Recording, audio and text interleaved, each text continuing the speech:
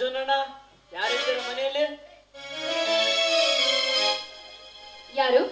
ಯಾಕೆ ಅವ್ರ ಮನೆಯಲ್ಲಿಲ್ಲ?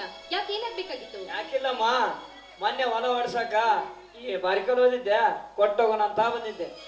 ಅದಕ್ಕೆ ಮನೆ ಒಳಗೆ ತಗೊಂಡು ಬರೋದ? ವಯಸ್ಸಾಗಿದೆ, ಯಾವುದನ್ನ ಎಲ್ಲಿಡ್ಬೇಕು ಅಂತ ಗೊತ್ತಾಗಲ್ವಾ ನಿನಗೆ? ಯಾಕಮ್ಮ, ಅನ್ನ ಕೊಡುವ ದೇವರೇ ಇದ್ದ ಹಾಗೆ ಯಾಕೆ ಕೀಳವಾಗಿ ಮಾತಾಡ್ತೀಯ? ನಮಸ್ಕಾರ, ನನಗೆ ಎದುರು ಉತ್ತರ ಕೊಡ್ತೀಯ? ಯಾಕಮ್ಮ, ಬಡವರಂದ್ರೆ ಅಷ್ಟೊಂದು ಕೀಳಾಗಿ ಮಾತಾಡ್ತೀಯ? ಬಡವರು ತಿನ್ನೋದು ಹೊಟ್ಟಿಗೆ ಅನ್ನನ, ಶ್ರೀಮಂತರು ತಿನ್ನೋದು ಹೊಟ್ಟಿಗೆ ಅನ್ನನ.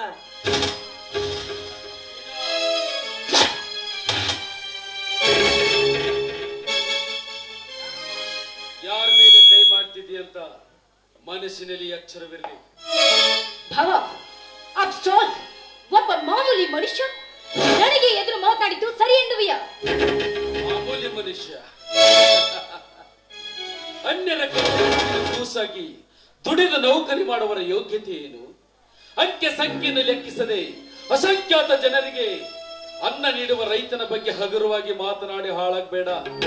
ರೈತ ಹೊತ್ತನ್ನು ಗುರುತಿಸದೆ ಹಗಲು ರಾತ್ರಿ ಹೊಲ ಗದ್ದೆಯಲ್ಲಿ ದುಡಿದು ಭತ್ತವನ್ನು ಕುಟ್ಟಿ ಬಿಳಿ ಹಕ್ಕಿ ಮಾಡದೆ ಹೋದ್ರ ಐಷಾರಾಮಿ ಕಾರ್ನಲ್ಲಿ ಓಡಾಡಿಕೊಂಡು ಎಸಿ ರೂಮ್ ನಲ್ಲಿ ಕುಟ್ಕೊಂಡು ಈ ರೈತ ಬೆಳೆದ ಅನ್ನನ ತಿಂದು ಬೊಜ್ಜು ಬೆಳೆಸಿಕೊಳ್ಳಕ ಈ ಮಾಮೂಲಿ ರೈತ ಬೆಳೆದ ಅನ್ನನೇ ಬೇಕು. ಈ ಮಾಮೂಲಿ ರೈತರ ಶ್ರಮ ವಹಿಸಿ ಅನ್ನ ಬೆಳೆದು ಹೋದ್ರ ಇನ್ನಂತ ಶ್ರೀಮಂತರು ಹೊಟ್ಟಿಗೆ ಅನ್ನ ತಿನ್ನ ಬದಲು ಮಣ್ಣು ತಿನ್ಬೇಕಾಗ್ತದೆ. ಅಂದ್ರೆ ಏನ್ ಭಾವ, ನಂದೆ ತಪ್ಪು ಅಂತೀರಾ? ನಿನಗಷ್ಟೇ ಶೀಲ. ರೈತನಿಗೆದುರಾಗಿ ನಮ್ಮನ್ನಾಳುವ ಸರ್ಕಾರ ಅಡ್ಡ ಬಂದ್ರು ಕೂಡ ಆ ಸರ್ಕಾರಕ್ಕೂ ಕೂಡ ಸೊಟ್ಟು ಹೊಡೆದು ಮಾತನಾಡ್ತಾನೆ ಈ ನಿನ್ನ ಮಾವ ಅರ್ಜುನ.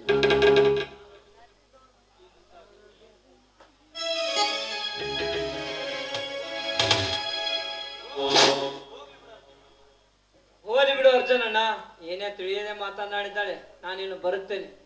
ಬಸಪ್ಪ, ಈ ಮನೆಯಲ್ಲಿ ನಡೆದಿರುವ ಘಟನೆ ಬಗ್ಗೆ ನೀನೇನು ಬೇಜಾರು ಮಾಡ್ಕೋಬೇಡ.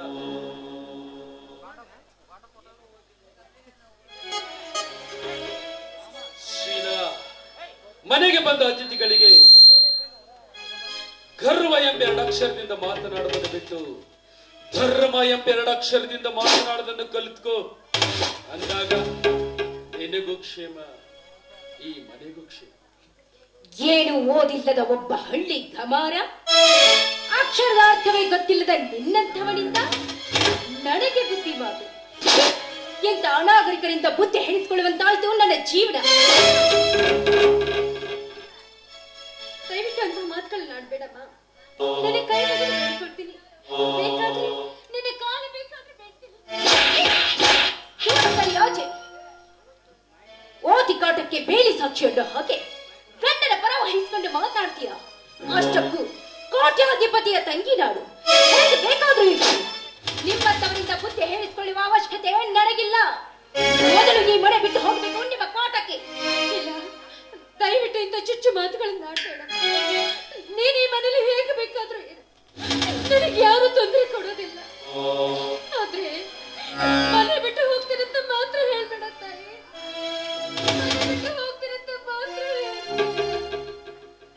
ಹೋಗ್ಲಿ ಬಿಡು ಗಂಗಾ, ನಿದ್ರೆ ಮಾಡೋರ್ನ ಎಬ್ಬಿಸಬಹುದು, ನಿದ್ರೆ ತರ ನಟನೆ ಮಾಡೋರ್ನ ಎಬ್ಬಿಸೋದು, ಬೋರ್ಗಲ್ ಮೇಲೆ ನೀರು ಸುರಿಯೋದು ಈ 2 ಒಂದೇ. ಹೌದು ರೀ, ಈ ಮನೆಯಲ್ಲಿ ಯಾರು ಯಾವ ತರ ನಟಿಸ್ತಾರೆ ಅಂತ ಗೊತ್ತೇ ಆಗಲ್ಲ. ನಮ್ಮಣ್ಣನ ಮನೆಯಲ್ಲಿ ಮಹಾರಾಣಿಯಂತೆ ಇದ್ದವಳು ನಾನು. ಇಲ್ಲಿ ಕಂಡವರ ಕಡೆಯಿಂದ ಅನಿಸ್ಕೊಳ್ಳುವಂತಾಯ್ತು ನನ್ನ ಬಾಳು. ನಿನ್ನ ತವರು ಮನೇಲಿ ನೀನು ಬಂಗಾರದ ತಟ್ಟೆಯಲ್ಲಿ ಊಟ ಮಾಡಿರಬಹುದು, ಆದ್ರೆ ಗಂಡನ ಮನೆಯಲ್ಲಿ ಮಡಿಕೆ ಚೂರ್ನಲ್ಲಿ ಮಾಡುವ ಊಟ ಅದೆಂದಿಗೂ ಸಾಧ್ಯ ಆಗ್ಲಾರ್ದಮ್ಮ. ಹೆಣ್ಣು ಗಂಡನ ಮನೆಗೆ ಬೆಳಕಾಗಬೇಕೇ ವಿನಃ ಆ ನಿನ್ನ ತವರು ಮನೆಗಲ್ಲ ತಾಯಿ, ಆ ನಿನ್ನ ತವರು ಮನೆಗಲ್ಲ. ಅಂದ್ರೆ ನೀನೊಬ್ಬಳೆ ಈ ಮನೆಯನ್ನ ಬೆಳಗಲಿಕ್ಕೆ ಬಂದಿರೋ ಸೊಸೆ, ನಾನು ಈ ಮನೆಯನ್ನ ಹಾಳ್ಗೆಡಲಿಕ್ಕೆ ಬಂದಿ ಅಂದ್ಕೊಂಡಿಯಾ?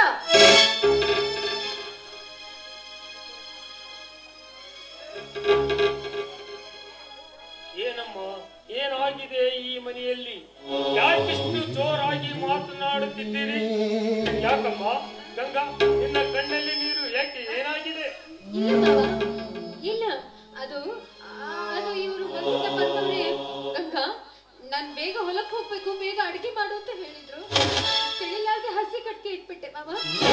ಅದಕ್ಕೆ ಮನೆ ತುಂಬಾ ಹೋಗಿ ಬಂದು ಅಲ್ವೇನ್ರಿ? ನಾನು ಬೇಗ ಹೊಲಕ್ಕೆ ಹೋಗಬೇಕು, ಬೇಗ ಅಡಿಗೆ ಸಿದ್ಧತೆ ಮಾಡುವಂತೆ.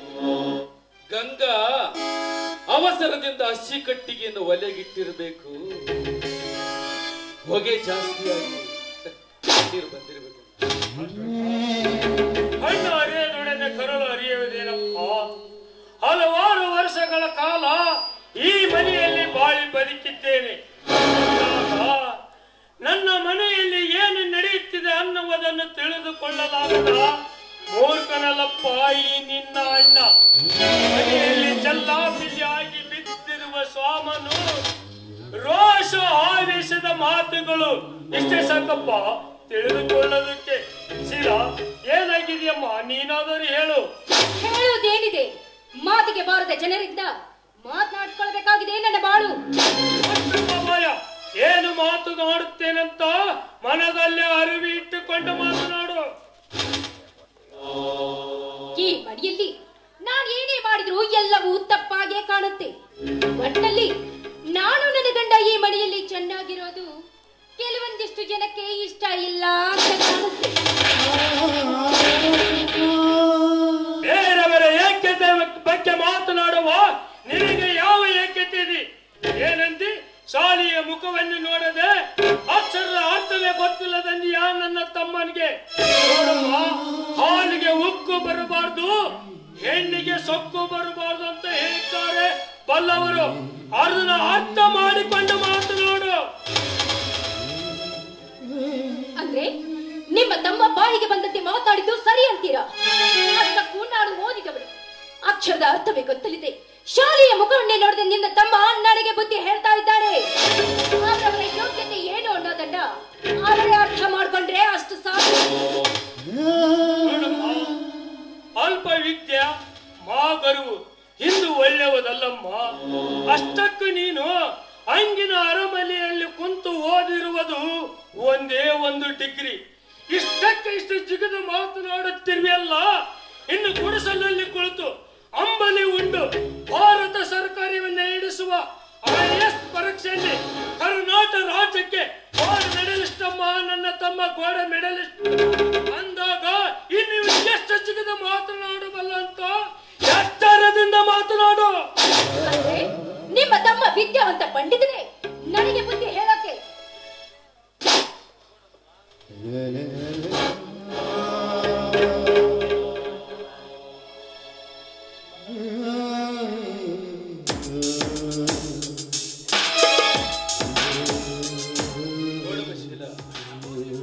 ಅಣ್ಣ ಹೋಗ್ಲಿ ಬಿಡಣ್ಣ. ಶೀಲಾ ಎಷ್ಟೇ ಆದ್ರೂ ನಮ್ಮ ಶಂಕರನ ಮುದ್ದಿನ ಹೆಂಡತಿ. ಅವಳು ಮೇಲಾಗಿ ಶ್ರೀಮಂತಿಕೆ ಸುಪ್ಪತ್ತಿಗೆಯಲ್ಲಿ ಬೆಳೆದವಳು. ಶೀಲಾ ಅವಳು ಈ ಮನೆಗೆ ಹೊಂದಿಕೊಳ್ಳುವವರೆಗೂ ನಾವೇ ಅವಳಿಗೆ ಹೊಂದಿಕೊಂಡು ಹೋಗೋಣ. ಅರ್ಜುನ, ಕಳ್ಳಿಯ ಹಾಲು ಕಣ್ಣಿಗಲ್ಲ, ಮಳ್ಳ ಹೆಣ್ಣು ಮನೆಗಲ್ಲ ಅನ್ನುವ ಹಾಗೆ ಶ್ರೀಮಂತಿಕೆ ಬಗ್ಗೆ ಮಾತನಾಡುವ ಇಂಥ ಹೆಣ್ಣುಗಳಿಗೆ ಗೊತ್ತಾಗಬೇಕು. ತವರ ಮನೆಯ ಬುಟ್ಟಿ ಒಡವೆಗಿಂತ ಗಂಡನ ಮನೆಯ ಬಟ್ಟು ಕುಂಕುಮವೇ ಲೇಸು ಅಂತ. ಇದನ್ನ ಅರ್ಥಾಗ ಹೆಣ್ಣಿನ ಜನ್ಮಕ್ಕೆ ಒಂದು ಅರ್ಥ ಸಿಗುತ್ತಿದೆ. ಚಿಕ್ಕವಳು ನನ್ನ ತಂಗಿ, ತಿಳಿಯದೆ 4 ಮಾತು ಮಾತಾಡಿದ್ದಾಳೆ. ಅವಳ ಪರವಾಗಿ ನಾನು ಹತ್ರ ಕ್ಷಮೆ ಕೇಳ್ತೀನಿ. ದಯವಿಟ್ಟು ಕ್ಷಮಿಸ್ಬಿಡಿ ಮಾವ.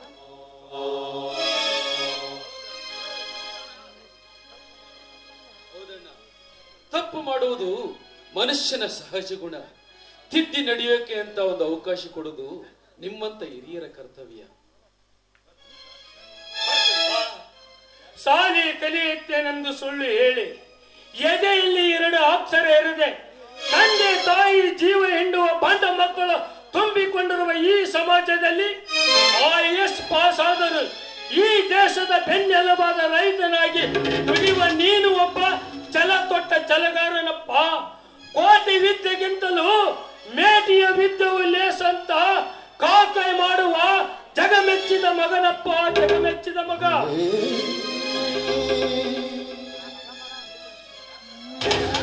ಎಲ್ರೂ ಒಟ್ಟಾಗಿ ಏನೋ ವಿಚಾರ ಮಾಡುತ್ತಿದ್ದೀರಾ? ಶೀಲಾ, ಯಾಕೆ ಏನಾಗಿದೆ?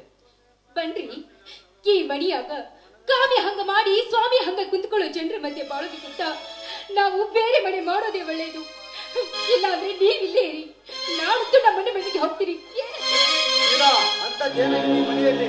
ಅಣ್ಣ ನೀವಾದ್ರೂ ಸ್ವಲ್ಪ ಬಿಡಿಸಿ ಹೇಳೋಣ ಏನಾಗಿದೆ ಅಂತ. ಏನಿಲ್ಲ ಅರ್ಜುನ, ನಿನ್ನ ಹೆಂಡತಿಗೆ ಬುದ್ಧಿ ಹೇಳಿದರೆ ಬುದ್ಧಾಡಣ ಬಾ ಅನ್ನುವ ಹಾಗೆ ಹಿರಿಯರೆಂಬುದನ್ನು ಮರೆತು ಹಂಗನಂತೆ ಮಾತನಾಡುತ್ತಿದ್ದಾರೆ. ನೀನಾದರೂ ತಿಳಿಸಿ ಹೇಳೋ ನಿನ್ನ ಹೆಂಡತಿಗೆ.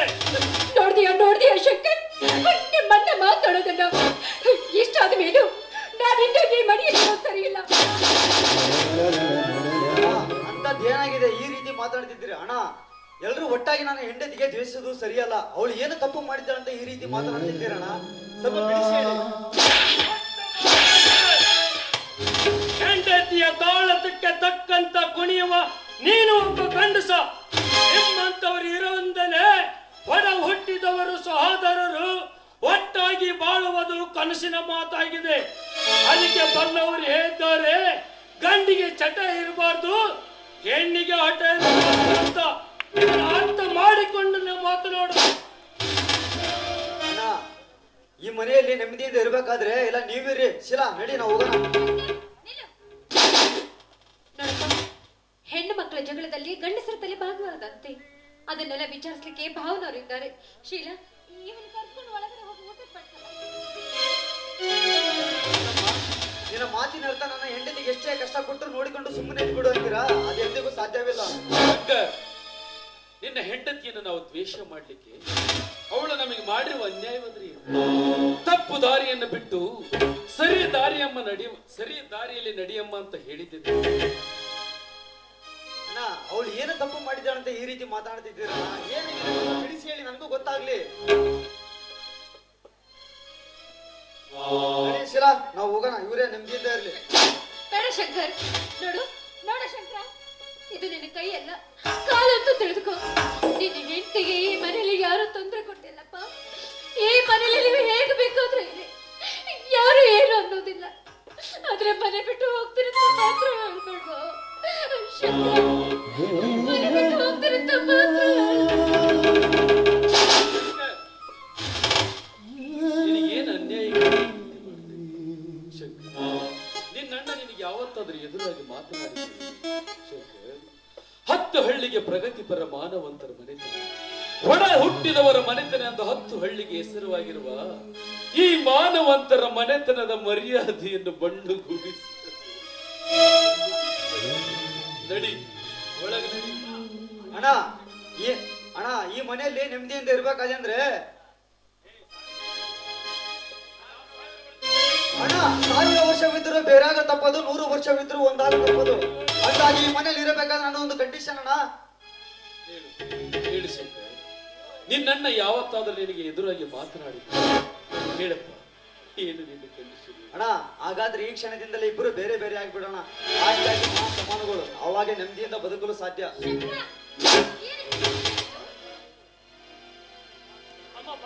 ಹೌದಮ್ಮ, ಈ ಮನೆಯಿಂದ ನೆಮ್ಮದಿಯಿಂದ ಇರ್ಬೇಕಾದ್ರೆ ಬೇರೆ ಬೇರೆ ಆದ್ರೆ ಇರೋಕಾಗ ಸಾಧ್ಯಮ್ಮ.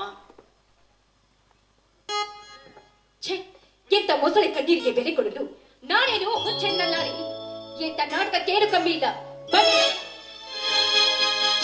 ಹೋಗಲಿ ಬಿಡಮ್ಮ ತಂಗ, ಹೋಗಲಿ ಬಿಡು. ಬೆದಿಗೆ ಬಂದ ನಾಯಿ ಮದವೇರಿದ ಆನೆ ಯಾರಿಂದಲೂ ತಡೆಯಕ್ಕೆ ಸಾಧ್ಯ ಇಲ್ಲ.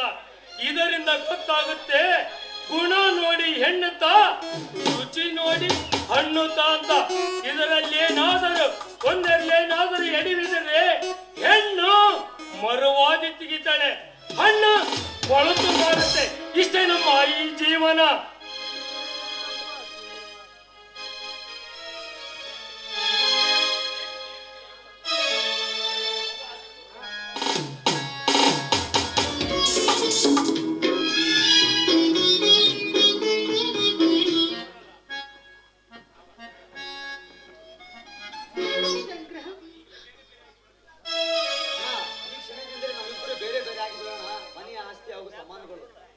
ಹಾಗೆಲ್ಲ ಮಾತನಾಡಬೇಡ. ಏನಿದೆಯೋ ಹಂಚಲಿಕ್ಕೆ ಇರುವುದು 3 ಎಕರೆ ಭೂಮಿ. ಇನ್ನು ಅದನ್ನು ಬಿಟ್ಟರೆ ನಮ್ಮ ಹಿರಿಯರು ಬಿಟ್ಟು ಹೋದ ಇದೆ ಹಳೆ ಮನೆ. ಅಷ್ಟೇನಪ್ಪ, ಇದನ್ನೇ ತೆಗೆದುಕೊಳ್ಳಬೇಕು. ಬೇಡಪ್ಪ, ನನಗೇನೇ ಬೇಡ, ನೀವಿಬ್ಬರೇ ತೆಗೆದುಕೊಳ್ಳಿರಪ್ಪ, ನೀವಿಬ್ಬರೇ ತೆಗೆದುಕೊಳ್ಳಿರಿ. ನನಗೂ ಈ ಹೊಲ ಮನೆ ಆಸ್ತಿ ಯಾವುದು ಬೇಡ. ಯಾವುದಾದ್ರೂ ಧನ ಕಟ್ಟುವ ಮನೆಯಲ್ಲಿದ್ದು ಜೀವನ ಮಾಡ್ತೀನಿ ಗಂಗಾ. ಇದಕ್ಕೆ ನಿನ್ನ ಉತ್ತರ ಅಂತ ಕೇಳ್ತಾ ಇದ್ದೀರಲ್ಲ ನೀವು. ನೋಡಿ, ಒಂದು ಹೆಣ್ಣಿಗೆ ಬೇಕಾಗಿರೋದು ಗಂಡನ ಆಸೆ ಅಷ್ಟೇ ಅಂದಾಗ ಈ ಆಸ್ತಿ ಅಂತಸ್ತು ಕೊಟ್ರೆ ಯಾರಿಗೇ ಕೊಡ್ತೀರಾ? ಅದು ನನ್ನ ತಂಗಿ ಹಾಗೂ ನನ್ನ ಮೈದುನಿಗೆ ತಾನೆ. ಈ ಎಲ್ಲ ಆಸ್ತಿನೂ ಅವರ ಹೆಸರಿಗೆ ಕೊಟ್ಟುಬಿಡಿ. ಹಾಗಾದ್ರೆ ತಾಸಿಗೊಂದು ಬುದ್ಧಿ ತೋರಿಸೋ ಈ ಮಣಿಯವರನ್ನ ಹೇಗ್ರಿ ನಂಬೋದು? ಅದಕ್ಕೆ ಆಸ್ತಿ ಮನೆ ಪತ್ರಕ್ಕೆ ಈಗಲೇ ಸಹಿ ಮಾಡಿಸ್ಕೊಂಡ್ಬಿಡಿ. ಹೌದು ಶಿಲಾ, ನೀನ್ ಹೇಳೋದು ನಿಜ ಇದೆ ಅಣ್ಣ. ಈ ಕ್ಷಣದಿಂದಲೇ ಇಬ್ಬರು ಬೇರೆ ಬೇರೆ ಆಗ್ಬಿಡೋಣ. ಶಂಕರ, ನಿನ್ನ ತಲೆಗೇನಾದ್ರೂ ಹುಚ್ಚಿಗೆ ಚಿಡ್ತಿದ್ಯೋ ಏನೋ? ಈಗಿಂದ ಈಗಲೇ ಸಹಿ ಹಾಕು ಅಂದ್ರೆ ಅದಕ್ಕೆ ಕಾಗದ ಪತ್ರಗಳಾದ್ರೂ 1000 ಕಿಲೋಮೀಟರ್ ದೂರ ಇದ್ರು ಹಲೋ ಅನ್ನೋ ಈ ಕಾಲದಾಗ ಕಾಗದ ಪತ್ರಗಳಿಗೆ ಏನ್ರಿ ಬರ? ತರ್ತೀನಿ ತಡೀರಿ.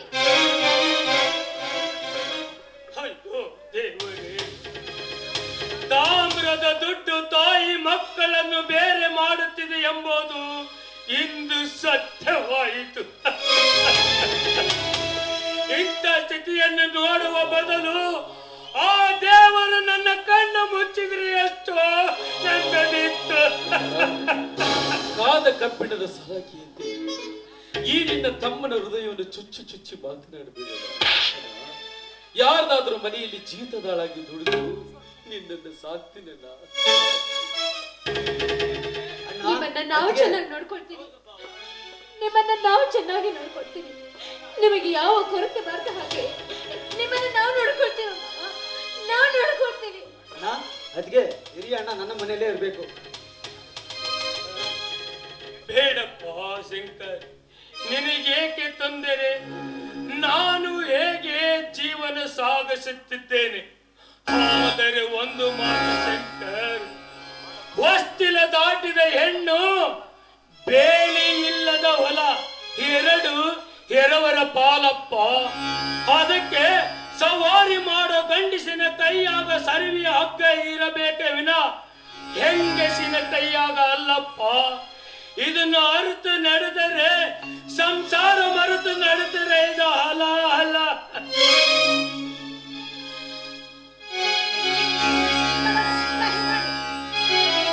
ಯಾರನ್ನ ನಂಬುವಂತೆ ಕಾಲವಲ್ಲ ಅನ್ನೋದು, ಸಹಿ ಮಾಡಿಬಿಡಿ.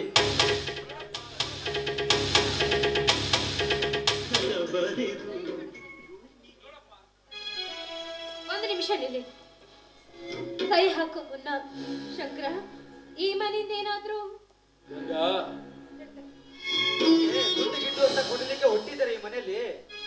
ಗಂಗಾ, ಈ ಮನೆಯಲ್ಲಿ ನನ್ನ ತಮ್ಮನ ಕೈ ಹಿಡಿದು ಈ ಮನೆ ಹೊಸ್ತಿಲಿಕ್ಕೆ ಮಳೆ ಬಡಿದು ಒಳಗೆ ಬಂದಿರುವ ಅವಳಿಗೆ ಅಷ್ಟೇ ಹಕ್ಕಿದೆ, ನಿನಗೂ ಅಷ್ಟೇ ಹಕ್ಕಿದೆ. ಕೇಳು, ಧೈರ್ಯವಾಗಿ ಕೇಳು. ಕೇಳುವಾಗ ವಿಚಾರ ಮಾಡಿ ಕೇಳು. ಗಂಡನಿಗೆ ತಕ್ಕ ಹೆಂಡತಿಯಾಗಿ ಕೇಳು.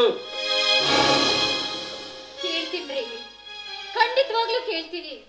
ಯಾಕೆಂದ್ರೆ ಇದು ನನ್ನ ಗಂಡನ ಮನೆ ಅಂದಾಗ ನನಗೆ ಬರಬೇಕಾದ ಹಕ್ಕನ್ನ ನಾನು ಕೇಳ್ತೀನಿ. ನೋಡಮ್ಮ ಶೀಲಾ, ನನಗೆ ಈ ಮನೆಯಿಂದ ಬೇಕಾಗಿರೋದು ಆಸ್ತಿ ಅಂತಸ್ತಲ್ಲ ತಾಯಿ.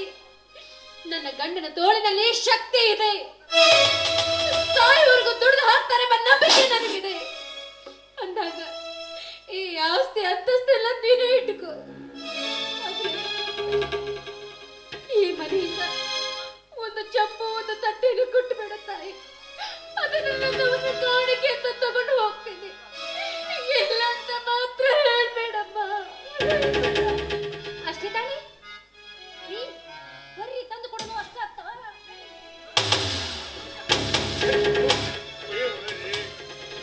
ತಾಮ್ರದ ದುಡ್ಡು ತಾಯಿ ಮಕ್ಕಳನ್ನು ಬೇರೆ ಮಾಡುತ್ತಿದೆ ಅನ್ನುವ ಮಾತು ಇಂದು ಸತ್ಯವಾಯಿತು. ಇಂಥ ಸ್ಥಿತಿಯನ್ನು ನೋಡುವ ಬದಲು ಆ ದೇವರು ನನ್ನ ಕಣ್ಣು ಮುಚ್ಚಿದ್ರೆ ಎಷ್ಟೋ ನೆಮ್ಮದಿ ಇತ್ತು.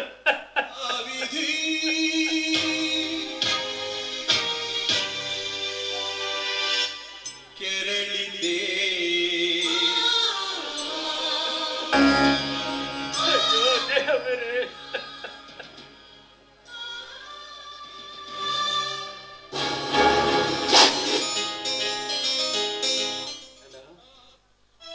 ಮುಟ್ಟಿ ಕೆಟ್ಟವನು ಇಂದ್ರ, ಮುಟ್ಟದೆ ಕೆಟ್ಟವನು ರಾವಣ, ಕೊಟ್ಟು ಕೆಟ್ಟವನು ಕರ್ಣ, ಕೊಡದೆ ಕೆಟ್ಟವನು ದುರ್ಯೋಧನ, ಹೇಳಿ ಕೆಟ್ಟವನು ವಿಶ್ವಾಮಿತ್ರ, ಹೇಳದೆ ಕೆಟ್ಟವನು ಸತ್ಯ ಹರಿಶ್ಚಂದ್ರ, ಕೊಟ್ಟು ಕಸಿದುಕೊಳ್ಳುವ ಕೆಟ್ಟ ಬುದ್ಧಿ ಆ ದೇವರಿಗೆ ಗೊತ್ತಿಲ್ಲ. ಆ ಕ್ರೂರ ವಿಧಿಯ ಗುಟ್ಟಿನ ಹೊಟ್ಟೆ ಕಿಚ್ಚು ಈ ಹುಚ್ಚನಿಗೆ ಅರ್ಥವಾಗಲಿಲ್ಲ.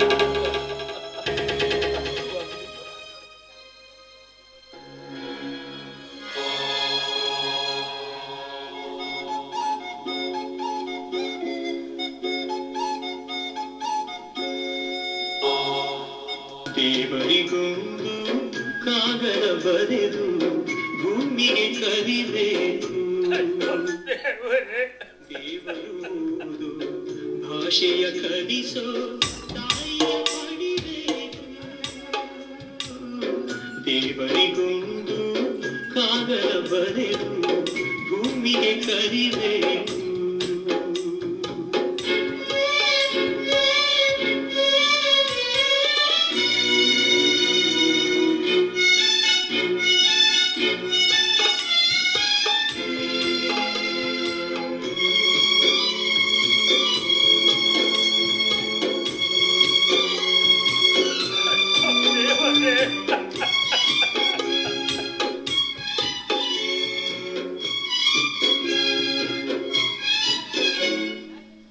ದೇವರೇ ನೀನು ಇರುವ ವಿಷಯ, ಭೂಮಿಗೆ ನೀನು ಬರದ ಕಥೆಯ ಅಮ್ಮನು ನನಗೆ ಹೇಳಿದಳು.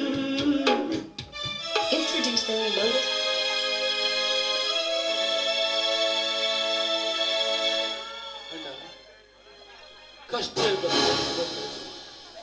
ಸುಖ ಎಂಬ ಸರಿದಾರಿ ಸಿಗುವ ಈ ಜೀವನ ಎಂಬ ಬಾಳ ದಾರಿಯಲ್ಲಿ ಸಾಲ.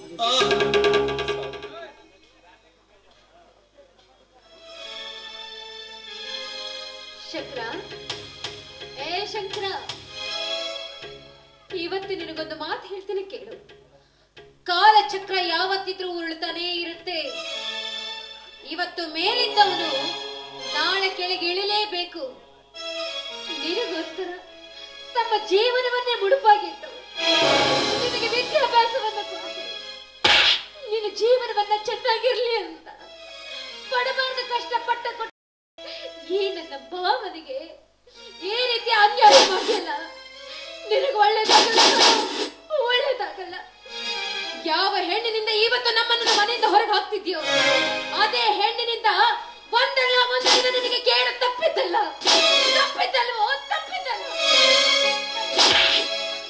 ಸರಸತೆಗೆಲ್ಲ ಮರೆತು ಚಪಲತೆಗೆಲ್ಲ ಬಗೆಸು ಗಗಗಗನ ವಿನಾಗಿ ತತ್ತೆಯ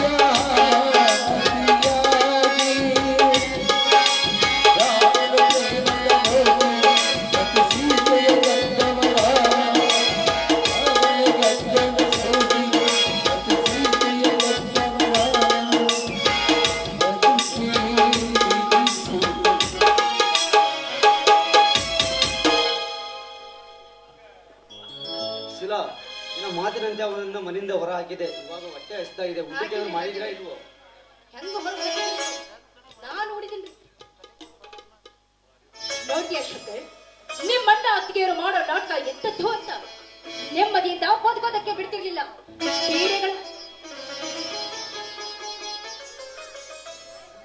ಬನ್ನಿ ಶಂಕರ್, ಇವತ್ತು ನನಗೆ ಸಿಕ್ಕಾಪಟ್ಟೆ ಖುಷಿ ಆಗ್ತಿದೆ. ಈ ಖುಷಿಗೆ ಸಿಹಿ ಮಾಡ್ತೀನಿ, ಇಬ್ರು ಸೇರಿ ಊಟ ಮಾಡೋಣ.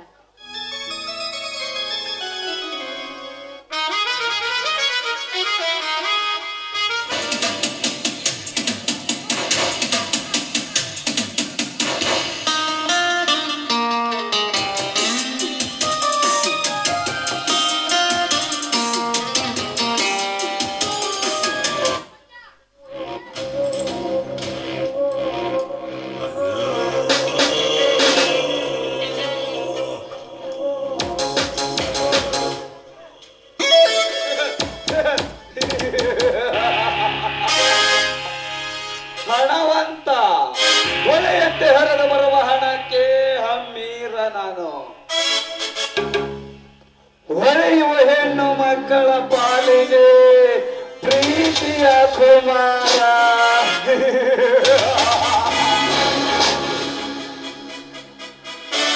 ಇನ್ನು ನಾನು ಕಣ್ಣಿಟ್ಟ ಹೆಣ್ಣುಗಳನ್ನು ಬಿಟ್ಟು ಬೆಟ್ಟವನಲ್ಲ.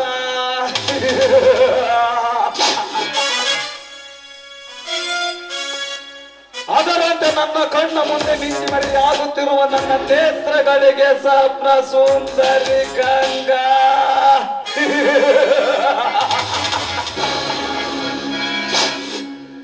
ನಿನ್ನನ್ನು ನೋಡಿದ ಕ್ಷಣದಿಂದಲೇ ಈ ಶ್ರೀಮಂತನ ಮೈ ಮನಸ್ಸು ಚಂಚಲವಾಗಿ ಇಂಚಿಂಚಲ್ಲೂ ನಿನ್ನ ದೇಹದ ಸುಖಕ್ಕಾಗಿ ನನ್ನ ಮನಸ್ಸು ಅಂಬಲಿಸಿ ಹಾತರಿಯುತ್ತದೆ.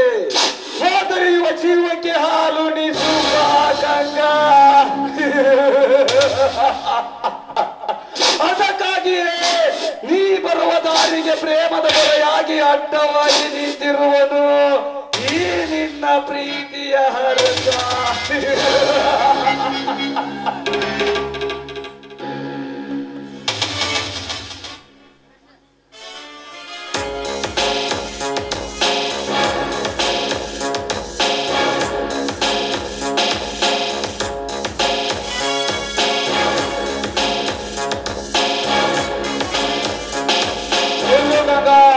ನಿಲ್ಲು.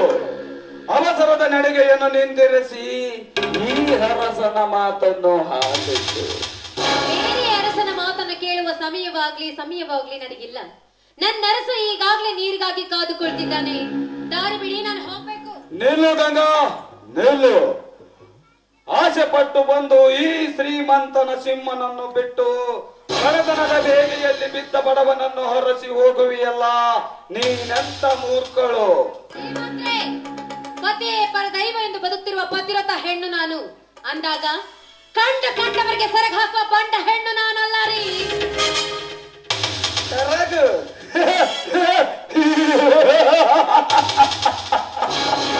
ಕೇಳು ಪತಿರಥಿ ಹೆಣ್ಣೆ, ಕೇಳು ನಿನ್ನ ಸೆರಗಿನ ನಾರಿಯರ ಕಥೆಯನ್ನ. ಮೈ ಮುಚ್ಚುವ ಬಟ್ಟೆಗಳನ್ನು ಉಡುವುದನ್ನು ಬಿಟ್ಟು ಮಂದಿ ನೋಡಲೆಂದೇ ನರ್ಮಾಂಗಗಳನ್ನು ತೋರಿಸುವ ಬಟ್ಟೆಗಳನ್ನು ಉಟ್ಟು ಬಳಗಿ ಬರುವ ಹೆಣ್ಣುಗಳೆಷ್ಟಿಲ್ಲ ಈ ನಿನ್ನ ಕಲಿಯುಗ ಯುಗದಲ್ಲಿ. ಹಾಗಂತ ಮಂದಿ ಹೇಳ್ತಾರಂತ ಹಂದಿ ತಿನ್ಲಿಕ್ಕೆ ಸಾಧ್ಯ ಇಲ್ಲ ತಾನೇ. ಆದ್ರಂತೆ ಇವಳು ಕೂಡ ಆಂಗ್ಲರಂತೆ ಅರೆಬಟ್ಟೆಯಾಗಿ ತಿರುಗುವ ಹೆಣ್ಣು ನಾನಲ್ಲ ರೀ. ಭಾರತ ಸಂಸ್ಕೃತಿಯಲ್ಲಿ ಹುಟ್ಟಿದ ಪತಿರಥ ಹೆಣ್ಣು ನಾನು. ಸರಿ ಆಚೆ.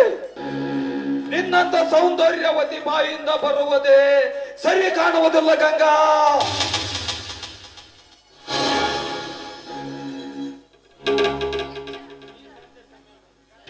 ಈ ಸಂಜೆ ಸಮಯ ಜಾರಿ ಹೋಗುವುದಕ್ಕಿಂತ ಮುಂಚೆ ಈ ಸರಸದ ರಾಣಿಯಾಗಿ ಬಿಗಿದೆಪ್ಪು ಬಾರೆ ನನ್ನಲ್ಲೇ. ಏನಂದೆ ನೀನು ನನಗೆ ಎಚ್ಚರ ಅಂತ ಹೇಳ್ತೀಯ? ನೀನು ಎಚ್ಚರ ಎಂದು ಹೇಳಿದ ತಕ್ಷಣ ಹುಚ್ಚರಂತೆ ತಲೆಬಾಗಿಸುವ ಹೆಣ್ಣು ನಾನಲ್ಲ. ಅದರಂತೆ ಈ ಕೀಲಿನ ಚಕ್ಕಡಿ ಅಂತ ತಿಳಿದುಕೊಳ್ಬೇಡ್ಗೋ. ಈ ಚಕ್ಕಡಿ ಸವಾರಿ ಮಾಡಿ ದಣಸಾಕ ನನ್ನ ಗಂಡ ಅರ್ಜುನ ಇದಾನ. ಅವನ ಮುಂದೆ ಸಮಾನ್ಲೇ ನನಗ. ಸೊಕ್ಕಿನ ಹೆಣ್ಣೆ, ಹೊತ್ತು ಮೀರಿ ಮಾತನಾಡಿದ ನಿನ್ನಂತ ನಾರಿಯರನ್ನು ಎದೆ ಇಲ್ಲದಂತೆ ಮಾಡುವ ತೀರ ನಾನು.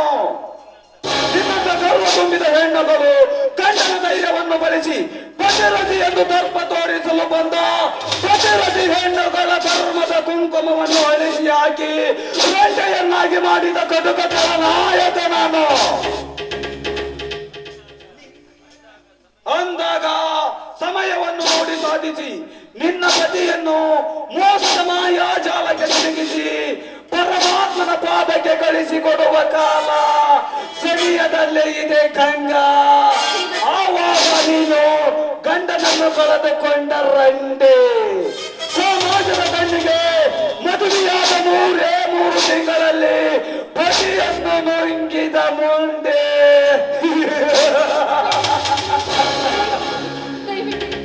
ಮಾತುಗಳನ್ನಾಡಬೇಡಿ, ನನ್ನ ಮಾಂಗಲ್ಯಕ್ಕೆ ಕುತ್ತನ್ನು ತರಬೇಡಿ. ನಿಮ್ಮ ಕೈ ಮುಗಿದು ಬೇಡ್ಕೊಳ್ತೀನಿ. ಹೆಣ್ಣಿನ ಕಣ್ಣೀರಿಗೆ ಮರಳಾಗುವ ಮನುಷ್ಯ ನಾನಲ್ಲ ಗಂಗಾ. ನೋಡಿ, ಶೀಲವೇ ಪ್ರಾಣ ಪ್ರಾಣವೆಂದು ನಂಬಿ ಬದುಕ್ತೋಳು ಅಂದಾಗ ನನ್ನ ಪ್ರಾಣ ಬೇಕಾದ್ರೂ ಕೇಳಿ ಖಂಡಿತವಾಗ್ಲೂ ನಾನು ಕೇಳ್ಕೊಡ್ತೀನಿ.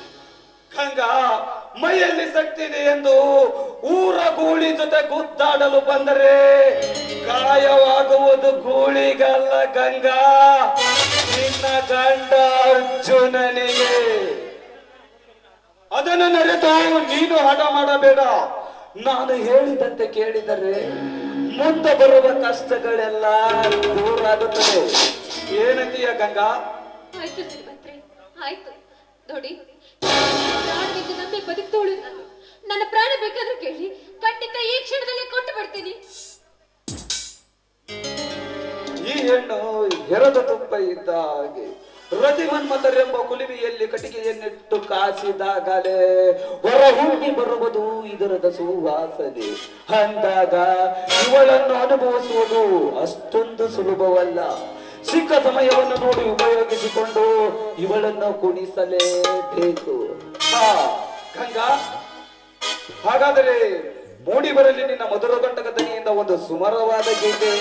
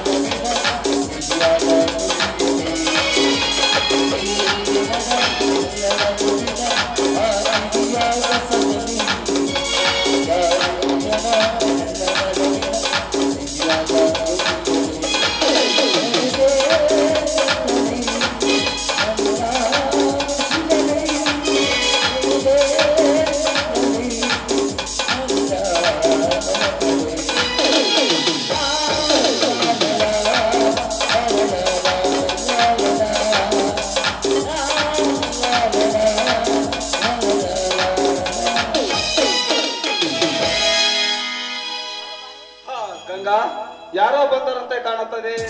ನಾನಿನ್ನು ಮತ್ತೆ ಸಮಯ ನೋಡಿ ಮತ್ತೆ ಭೇಟಿಯಾಗುತ್ತೇನೆ. ಬಾಯ್ ಬಾಯ್.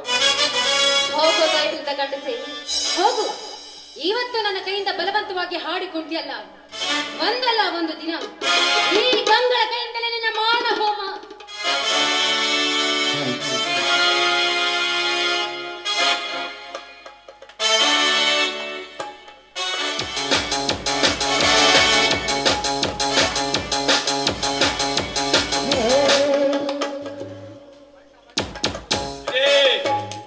ಬಣ್ಣ ಬಣ್ಣದ ಮಾತುಗಳಿಂದ ಗಂಡನಿಗೆ ವಂಚಿಸಿ ಶ್ರೀಮಂತರ ತೋಟಕ್ಕಿಯಲ್ಲಿ ಅಪ್ಪಿ ನವಿಲಿನಂತೆ ನರ್ತಿಸುವ ಪ್ರೀತಿಸುವ ನೀನು ಆದರ ಮಾಡಿ ಹೊಟ್ಟೆ ತುಂಬಿಸಿಕೊಳ್ಳೋ ಸೂಳಿಯೋ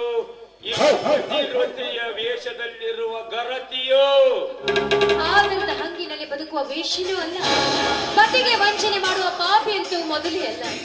ನನ್ನ ಪತಿರತನವನ್ನು ಕಾಪಾಡಿಕೊಳ್ಳಲು ಹೊರಟ ಪರಮ ಪಾಪಿ ಹೆಣ್ಣು ನಾನು. ನನ್ನ ಮುತ್ತೈದತನವನ್ನು ಕಾಪಾಡಿಕೊಳ್ಳಲು ಹೊರಟ ಪರಮ ಪಾಪಿ ಹೆಣ್ಣು ನಾನು. ಮುತ್ತೈದಿತನ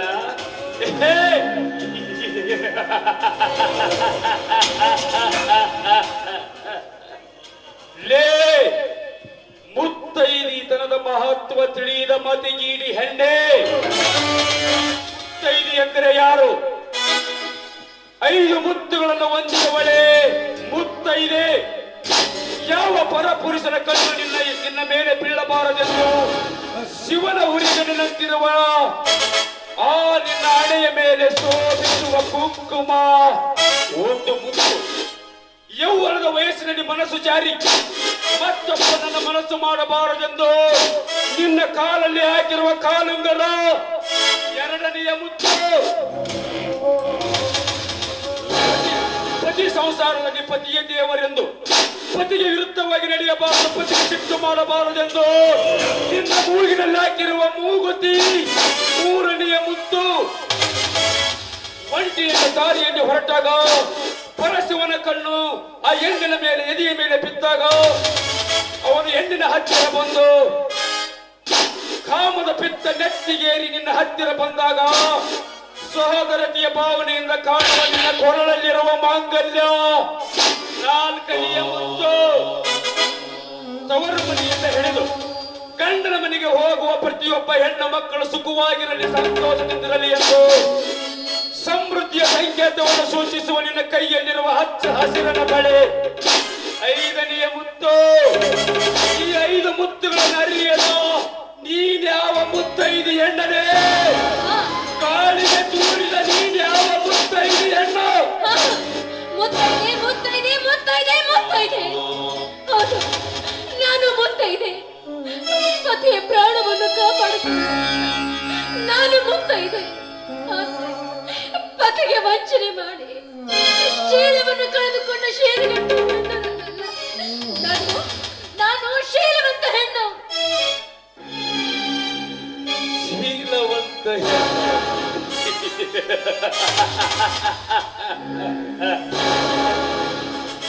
ಶೀಲವಂತ ಹೆಣ್ಣಿನ ಅರ್ಥವೇ ಗೊತ್ತಿಲ್ಲದೆ ಶೀಲತನದ ಬಗ್ಗೆ ಮಾತನಾಡುವ ಬಂಡ ಹೆಣ್ಣುಗಳು ತುಂಬಿಕೊಂಡಿರುವ ಈ ನಿನ್ನ ಸಮಾಜದಲ್ಲಿ ಶೀಲವಂತ ಹೆಣ್ಣು ಎಂದರೆ ಯಾರು? ಸತ್ಯ, ಧರ್ಮ, ನಿಷ್ಠೆ, ನಿಸ್ವಾರ್ಥ, ಶುದ್ಧವಾದ ಮನಸ್ಸನ್ನು ಹೊಂದಿದವಳೆ ಶೀಲವಂತ ಹೆಣ್ಣು. ಈ ಪಂಚಗುಣಗಳನ್ನು ಹೊಂದಿದವಳೆ ಶೀಲವಂತ ಹೆಣ್ಣದೇ. ಈ ಶೀಲವಂತತನದ ಬಗ್ಗೆ ಮಾತನಾಡುತ್ತಿರುವೆಯಲ್ಲ, ತಾಳಿ ಕಟ್ಟೋದಕ್ಕಿಂತ ಮುಂಚೆನೆ ತಾಯಿಯಾಗುವ ಈ ಸಮಾಜದಲ್ಲಿ ನಿನ್ನಂತವಳಿ ಬೇಕಲೇ ಶೀಲವಂತತನದ ಅರ್ಥ. ದಯವಿಟ್ಟು ಇಂಥ ಚುಚ್ಚು ಮಾತುಗಳನ್ನು ಆಡಬೇಡಿ. ಆ ನಿಮ್ಮ ನಾಲಿಗೆಯಿಂದ ನಾಲಿಗೆ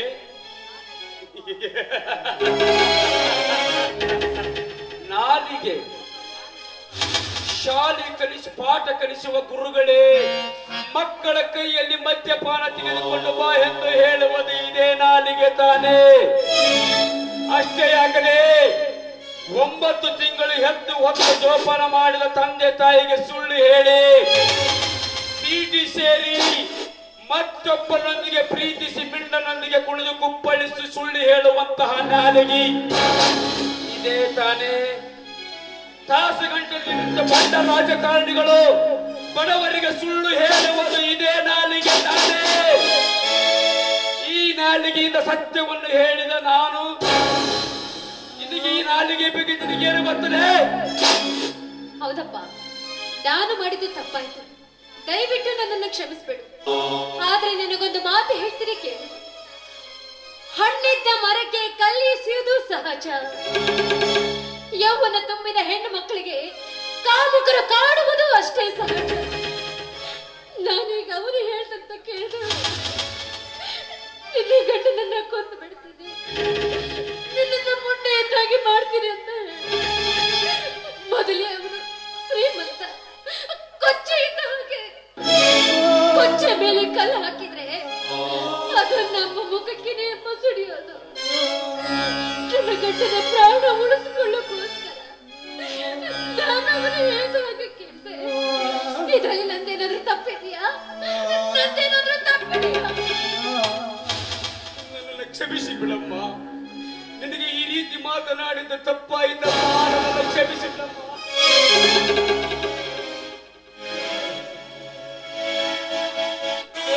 ಜಯರಾಜ, ಬಡವರ ಮೇಲೆ ಹೊಟ್ಟೆ ಹೊಡೆದು ಆಳುವ ನಿಮ್ಮಂತರಿರುವುದರಿಂದಲೇ ಈ ರೀತಿ ಕೃತ್ಯಗಳು ನಡೆಯುತ್ತಿರುವುದು.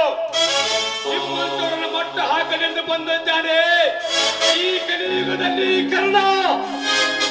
ಅಲ್ಲ, ಆ ಜಯರಾಜ ಪೃಥ್ವಿರಾಜನ ಕಂಡ್ರೆ ನಿನಗೆ ಯಾಕಷ್ಟೊಂದು ಸಿಟ್ಟು? ನನ್ನ ಹಾಗೆ ನೀನು ಕೂಡ ಅವರ ಮೋಸದ ಬಲಿಯಲ್ಲಿ ಬಿದ್ದಿದೀಯಾ?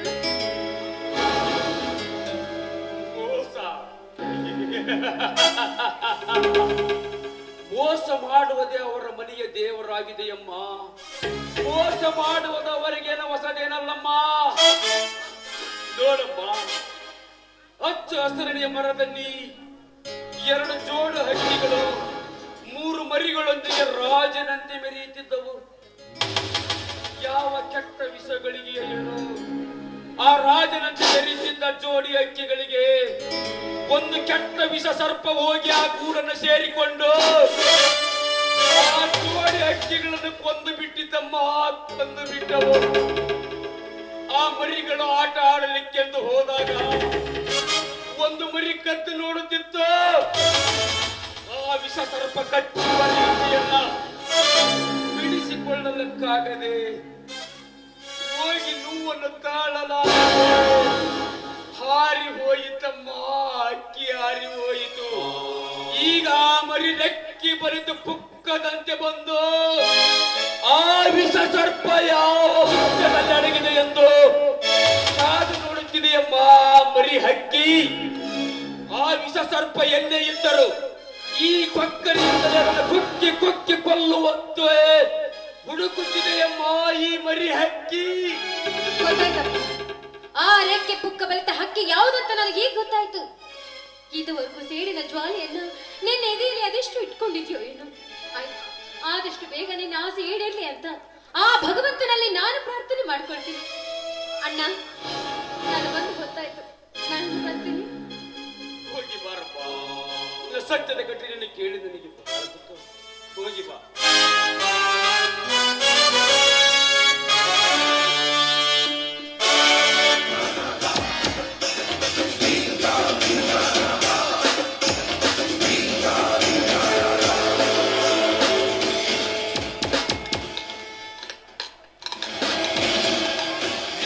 ಜಯರಾಜ, ಸಾಗರ ಎಂಬ ಸಮಾಜದಲ್ಲಿ ಸಿಕ್ಕ ಸಿಕ್ಕ ಮೀನುಗಳನ್ನು ತಿಂದು ಬದುಕುತ್ತಿರುವ ಮಹಾರಾಜನಂತೆ ಮೆರೆಯುವ ನಿನ್ನನ್ನು ಹೆಜ್ಜೆ ಇಟ್ಟಲಿನಿಂದ ಗುರುತಿಸಿ ಬೆಸ್ತನಾಗಿ ಬಂದು ಬಲೆಯನ್ನ ಬೀಸಿ ನಿನ್ನನ್ನು ಹಿಡಿತಂದು ತುಂಡು ತುಂಡಾಗಿ ಕತ್ತರಿಸಿ ಕಾಟವನ್ನು ಹಚ್ಚಿ ಮಟನ್ ಮಾಡಿ ಊಟವನ್ನು ಹಾಕಿದಾಗಲೇ ತೀರುವುದು ಈ ಸೇಡಿಗಾಗಿ ಸಿಡಿದೆದ್ದ ಈ ಕರ್ಣನ ಆಟ. ಜಯರಾಜ, ಪೃಥ್ವಿರಾಜ, ಅತಿ ಶೀಘ್ರದಲ್ಲಿ ಸಮೀಪಿಸುತ್ತಿದೆ ನಿಮ್ಮ ಮರಣ. ಅತ್ಯತನೆಯ ರಾವಣನ ಹಾಗೆ 100 ತಲೆ ಎತ್ತಿ ಬಂದರು ಕ್ಷಣಾರ್ಧದಲ್ಲಿ ನಿಮ್ಮ ರುಂಡ ಮುಂಡವನ್ನು ಕತ್ತರಿಸುವ ಶಕ್ತಿ ಸಾಮರ್ಥ್ಯ ಈ ಕ್ರಾಂತಿ ವೀರ ಸಂಗೊಳ್ಳಿ ರಾಯಣ್ಣ ಈ ಕಲಿಯುಗದ ಕರ್ಣನಿಗೆ ಐತಿರ ಮಕ್ಕಳು. ಬರುತ್ತೇನೆ.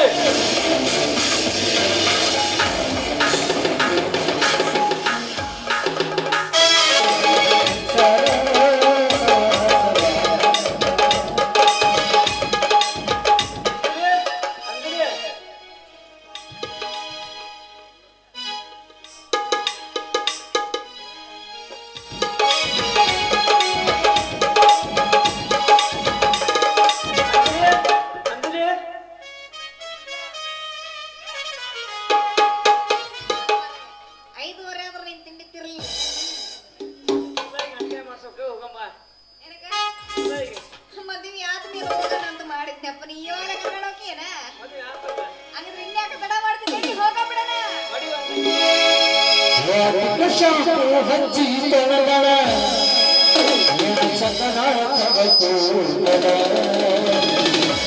ತಂಪಾದ ಹಣ್ಣಾಗಿ ನೆಂಪಿಗೆ ಬರುವಾಗಿ ಗುಪ್ಪಿನ ಗೈತರು ನನ್ನ ಕೈ ಮಾಡಿ ಕಲಿಯಾಗಿ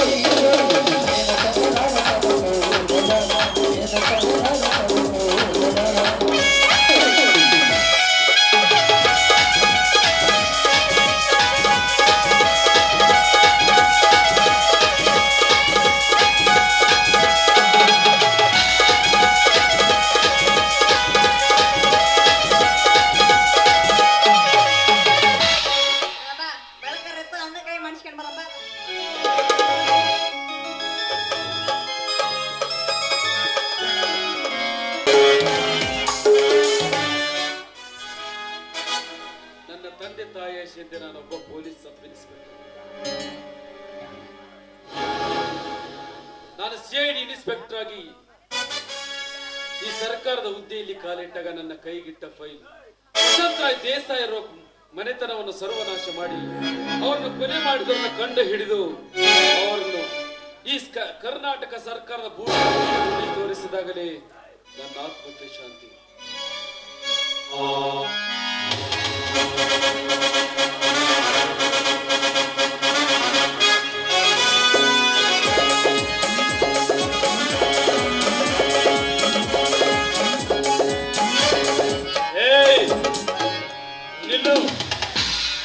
ಕಪಟಕಾರ ಸ್ಥಾನದ ಶ್ರೀಮಂತರ ಹುಡಿಗಾಸಿಗೆ ನಾಲಿಗೆ ಚಾಚುವ ಗುಲಾಮ ಗುಲಾಮ ಸಂತತಿಯನ್ನು ಗುಂಡಿ ತೋಡಿ ಮುಚ್ಚಿರುವ ಈ ಗಂಡುಗಲಿಯನ್ನು ತಡೆದು ನಿಂತು ಮಾತನಾಡಿಸುವ ನೀನ್ಯಾರು? ಯಾರು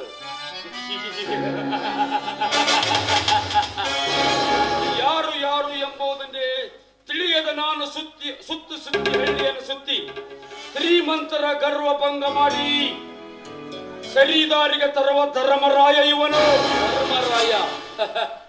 ಧರ್ಮರಾಯನೆಂದು ಹೆಸರಿಟ್ಟುಕೊಂಡು ಅಧರ್ಮದ ಅಡಿಪಾಯದಲ್ಲಿ ಅಡಿಗೆ ಕುಳಿತುಕೊಂಡಿರುವ ಈ ಕಲಿಯುಗದ ಧರ್ಮರಾಯನಿಗೆ ನನ್ನನ್ನು ತಡೆದು ಮಾತನಾಡುವ ಕಾರಣ ಬೇರೆ ಕೇಳು. ನಿನ್ನ ಜನ್ಮ ಕೊಟ್ಟು ಬೆಂಕಿ ಹಾಕ. ಕಂಡವರ ಆಸ್ತಿ ಮೇಲೆ ಕಣ್ಣು ಹಾಕಿ ಆಸ್ತಿ ಪತ್ರ ತೆಗೆದುಕೊಂಡು ಹೋಗ್ತಾ ಇರುವಿಯಲ್ಲ, ಮರ್ಯಾದೆಯಿಂದ ಕಾಗದ ಪತ್ರಗಳನ್ನು ಕೊಟ್ಟು ಬಿಡು. ಈ ಕಾಗದ ಪತ್ರಗಳನ್ನು ನಿನ್ನ ಕೈಗೊಪ್ಪಿಸಿ ಹೋಗಲಿಕ್ಕೆ ಇವೇನು ನಿಮ್ಮ ಅಪ್ಪನ ಮನೆಯ ಆಸ್ತಿಯ ಕಾಗದ ಪತ್ರ ಅಂತ ತಿಳ್ಕೊಂಡಿದೀಯಾ? ಹೆಚ್ಚಿಗೆ ಮಾತನಾಡಿದರೆ ಹುಚ್ಚು ಕಳಿಸಬೇಕಾಗುತ್ತದೆ ನಿನ್ನ ಬಾಯಿ ಒಳಗಿರುವ 32ನ ಹಲ್ಲಿನ ಚಕ್ಕನ್ನ. ಎಚ್ಚರ! ನಿಮ್ಮಂತವರನ್ನು ಹುಚ್ಚನಂತೆ ಮಾಡಿ ಕಂಡವರ ಕೈಯಲ್ಲಿ ಕಟ್ಟಲು ಹೊಡಿಸಿ ಹುಚ್ಚನಂತೆ ಮಾಡುವ ಸರ್ದಾರ ಕಳ್ಳ ಇವನು.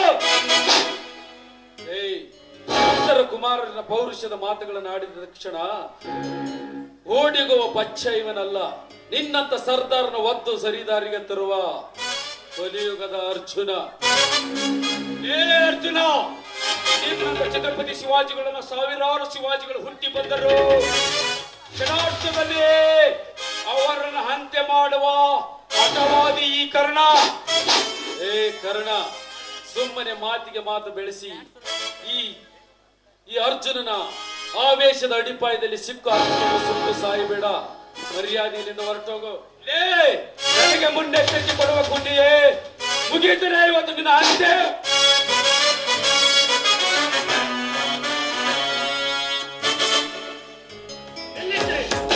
ಅರ್ಜುನ, ಏನು ನೀನು ಆಗ್ತಿರುವುದು. ಧರ್ಮ ತಲೆ ಕಾಯ್ದು ಮರ್ಮ ಅನ್ನುವ ನೀನು ಇನ್ನು ಕೋಪಕ್ಕೆ ಬುದ್ಧಿ ಕೊಟ್ಟು ಪಾಪ ಮಾಡಲಿಕ್ಕೆ ಹತ್ತಿದೆಯಲ್ಲ, ಇದು ಸರಿನಾ? ಗಾಯಗೊಂಡ ಘಟ ಸರ್ಪವನ್ನು ಕಾಡು ಹಕ್ಕಿಯನ್ನು ಕುಕ್ಕಲು ಬಂದರೆ ಕಚ್ಚದ ಬಿಟ್ಟಿದೆ ಆ ಸರ್ಪ. ಸುಮ್ಮನೆ ಹೋಗುತ್ತಿರೋ ತಡೆದು ತಪ್ಪು ಮಾಡಿದ ಅಷ್ಟೊತ್ತಿಗೆ ನೀವು ಬಂದಿದ್ದು. ಹೌದಪ್ಪ, ಇವನನ್ನು ಕೊಲ್ಲಲು ಒಂದು ಕಾರಣವಿದೆ. ಇವನು ಒಯ್ಯುತ್ತಿರುವ ಕಾಗದ ಪತ್ರಗಳು ನಮ್ಮ ತಂದೆಯ ಕಾಗದ ಪತ್ರಗಳು. ತಾಲೂಕು ಕಚೇರಿಯಲ್ಲಿ ಲಂಚವನ್ನು ಕೊಟ್ಟು ಈ ಕಾಗದ ಪತ್ರಗಳನ್ನು ಒಯ್ಯುತ್ತಿದ್ದ. ಅಷ್ಟರೊಳಗೆ ಇವನು ಮುಗಿಸುವುದರೊಳಗಾಗಿ ನೀವು ಬಂದಿರಿ. ನೋಡಪ್ಪ, ನೀನು ಯಾರು ಅಂತ ನನಗೆ ಗೊತ್ತಿಲ್ಲ. ನಿನ್ನನ್ನು ನಾನು ಯಾವತ್ತೂ ನೋಡೇ ಇಲ್ಲ. ಅಂತದ್ರೊಳಗೆ ನನ್ನ ತಮ್ಮ ಒಂದು ಸಣ್ಣ ಇರುವೆಗೂ ಕೂಡ ದ್ರೋಹ ಎಸಗಿನಲ್ಲ. ಅಂತವನ ಮೇಲೆ ಯಾಕಪ್ಪ ನೀನು ಜಗಳಕ್ಕೆ ಬಿದ್ದಿ? ಹೇಳು. ನೋಡಪ್ಪ, ಹಿಂದೆ ಜಯರಾಜ್ ಹಾಗೂ ಪೃಥ್ವಿರಾಜನ ಕೈಯಲ್ಲಿ ಹೆತ್ತ ನನ್ನ ತಂದೆ ತಾಯಿಯವರನ್ನು ಕೊಂದು ಆಸ್ತಿ ಪತ್ರಗಳನ್ನ ಹಿಡಿದು ಇಟ್ಟುಕೊಂಡಿದ್ದ. ಆದರೆ ನನ್ನ ಕರ್ಣ ಈ ಊರ ಶ್ರೀಮಂತ ಜಮೀನ್ದಾರ್ ದೇಸಾಯಿ ವಸಂತರಾವ್ ದೇಸಾಯಿ ಅವರ ಮಗ ಕರ್ಣ ದೇಸಾಯಿ ನಾನೇ.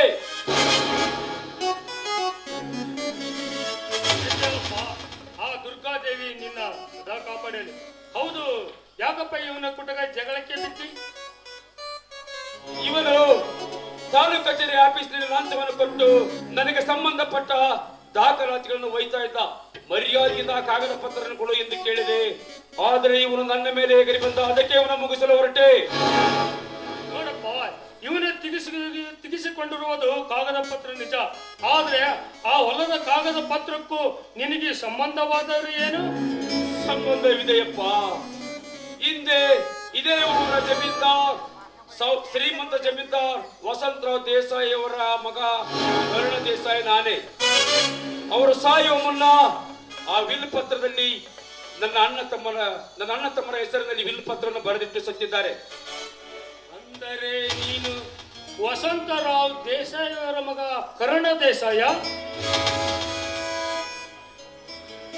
ಹೌದು, ನಾನೇ ಕರ್ಣ ದೇಸಾಯಿ.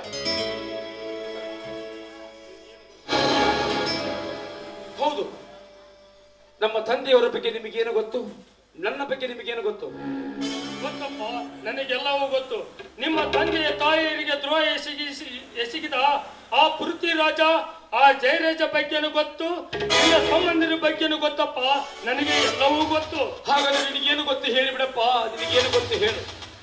ಹೇಳುತ್ತೇನಪ್ಪ, ಹೇಳುತ್ತೇನೆ.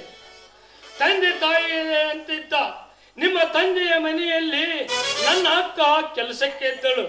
ಅದೊಂದು ದಿನ ನನ್ನ ಅಕ್ಕನನ್ನು ನೋಡಬೇಕೆಂದು ನಿಮ್ಮ ಮನೆಗೆ ಬಂದಿದ್ದೆ. ನಿಮ್ಮ ಮನೆಗೆ ಬಂದು ನೋಡಿದರೆ ನಿಮ್ಮ ಮನೆಯಲ್ಲಿ ರಕ್ತದ ಮಡಿಲಿನಲ್ಲಿ ನಿಮ್ಮ ತಂದೆಯ ತಾಯಿಯ ಜೀವ ಹಾರಿ ಹೋಗಿತ್ತು. ಅದನ್ನು ಕಂಡ ನಾನು ಭಯದಿಂದ ನನ್ನ ಅಕ್ಕನನ್ನು ಕೂಗಿ ಆರಂಭಿಸಿದೆ. ಅವಾಗ ನನ್ನ ಅಕ್ಕ ಜೀವ ಹೋಗುವ ಸ್ಥಿತಿಯಲ್ಲಿದ್ದ ನಿನ್ನ ಇಬ್ಬರು ತಮ್ಮಂದರನ್ನು ಮತ್ತು ಅವರ ಮಗಳನ್ನು ಒಂದು ಬಾಣಿಯಲ್ಲಿ ಬಚ್ಚಿಟ್ಟದ್ದಳು. ನಾನು ಬಂದದ್ದನ್ನು ನೋಡಿ ನನ್ನ ಅಕ್ಕ ಆ ಪತ್ರವನ್ನು ಮತ್ತು ಆ ಮಕ್ಕಳನ್ನು ತೆಗೆದುಕೊಂಡು ಈ ಮಕ್ಕಳನ್ನು ಕಾಪಾಡೋ ಜವಾಬ್ದಾರಿ ನಿನ್ನದು. ಆಡಲಿಕ್ಕೆ ಹೋದ ಕರ್ಣನನ್ನು ಕಾಪಾಡು ಎಂದು ವಚನ ತೆಗೆದುಕೊಂಡು ಪ್ರಾಣ ಬಿಟ್ಟಳು. ಅಲ್ಲಿಂದ ಆ ಮಕ್ಕಳನ್ನು ತೆಗೆದುಕೊಂಡು ನಾನು ಬಂದೆ. ಆ ಮಕ್ಕಳೇ ನನ್ನ ಸಹೋದರರು, ಅವರೇ ನನ್ನ ಮಕ್ಕಳು, ಅವರೇ ಎಂದು ನಾನು ಮದುವೆ ಮಾಡಿಕೊಳ್ಳದೆ ಅವರನ್ನೇ ಬೆಳೆಸಿದ್ದೇನೆ. ಇದು ಹೇಳುವ ಮಾತಿನ ಅರ್ಥ ನನ್ನ ಅಣ್ಣ ತಮ್ಮಂದಿರು ಇನ್ನೂ ಜೀವಂತವಾಗಿ ಇದ್ದಾರೆ. ಹೌದಪ್ಪ, ನಿನ್ನ ತಮ್ಮಂದಿರು ಸತ್ತಿಲ್ಲ, ಅವರು ಜೀವಂತ ಇದ್ದಾರೆ. ಎಲ್ಲಿದ್ದಾರೆ ಹೇಳಪ್ಪ ನನ್ನ ಅಣ್ಣ ತಮ್ಮಂದಿರು? ಅರ್ಜುನ ಇವನೇ ನಿನ್ನ ಅಣ್ಣ ಕರ್ಣ ದೇಸಾಯಿ. ಕರ್ಣ ಇವನೇ ನಿನ್ನ ತಮ್ಮ ಅರ್ಜುನ. ಅಣ್ಣ ತಮ್ಮ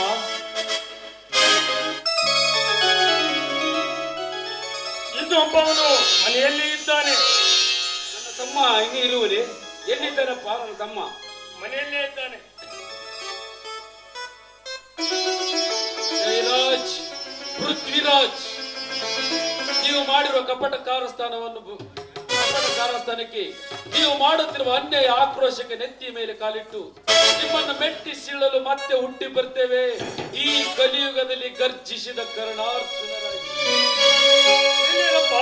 ಒಬ್ಬೊಬ್ಬರಾಗಿ ಹೋರಾಡೋದಕ್ಕಿಂತ ಹಿಂದಿನಿಂದ ಕಲಿಯುಗದಲ್ಲಿ ಗರ್ಜಿಸಿದ ಕರ್ಣಾರ್ಜುನರಾಗಿ ನೀವಿಬ್ಬರು ಹೋರಾಡಿದರೆ ನಿಮ್ಮ ತಂದೆ ತಾಯಿ ಆತ್ಮಕ್ಕೂ ಶಾಂತಿ ಸಿಕ್ಕಂತಾಗುತ್ತಿದೆ. ಅಪ್ಪ ನಮ್ಗೆ ಆಶೀರ್ವಾದ ಮಾಡಪ್ಪ. ಎಂತೇಳಿರಪ್ಪ, ವಿಜಯಶಾಲಿಗಳಾಗಿ ಬನ್ನಿ. ಮತ್ತೆ ಹುಟ್ಟಿ ಬರ್ತಾ ಇದ್ದೇವೆ ಈ ಕಲಿಯುಗದಲ್ಲಿ ಕರ್ಣಾರ್ಜುನರಾಗಿ. ಕರುನಾಡಲ್ಲಿ ಧೂಳೆಪ್ಪಿಸಿದ ಕರ್ಣಾರ್ಜುನ. ಹೃದಯ ಸಮುದ್ರ ಮಲಗಿ ಭಕ್ತರ ದೇಶ ಮಲಗಿ ಇಷ್ಟ ಸಂಪಾದನೆ ಇಷ್ಟ ಸಂಪಾದನೆ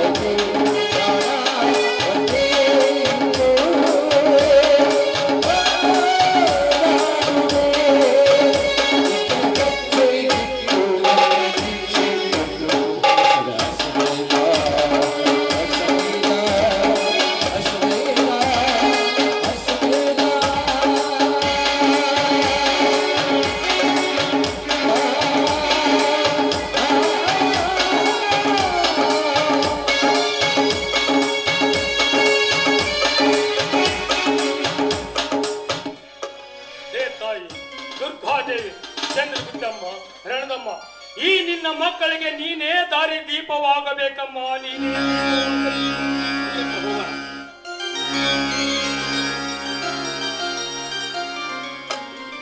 ಶ್ರೀ ಕ್ರಾಂತಿ ವೀರ ಸಂಗೊಳ್ಳಿ ರಾಯಣ್ಣ ನವತ್ರಣ ನಾಟ್ಯ ಸಂಘ ಇಲ್ಲಿವರೆಗೂ ಈ ನಮ್ಮ ನಾಟಕವನ್ನ ವಿಸ್ತಾರವಾಗಿ ಶಾಂತ ರೀತಿಯಿಂದ ವೀಕ್ಷಣೆ ಮಾಡತಕ್ಕಂತ ಎಲ್ಲ ನಮ್ಮ ಪ್ರೇಕ್ಷಕರಿಗೆ ಹಾಗೂ ನಮ್ಮ ಅಕ್ಕ ತಂಗಿಯರಿಗೆ, ತಾಯಂದಿರಿಗೆ, ಗುರು ಹಿರಿಯರಿಗೆ ನಮಸ್ಕರಿಸ್ತಾ ಇದ್ದೇವೆ. ಇದರಲ್ಲಿ ಏನಾದರೂ ಸಣ್ಣ ಪುಟ್ಟ ತಪ್ಪುಗಳಾದ್ರೆ ಕ್ಷಮಿಸಿ.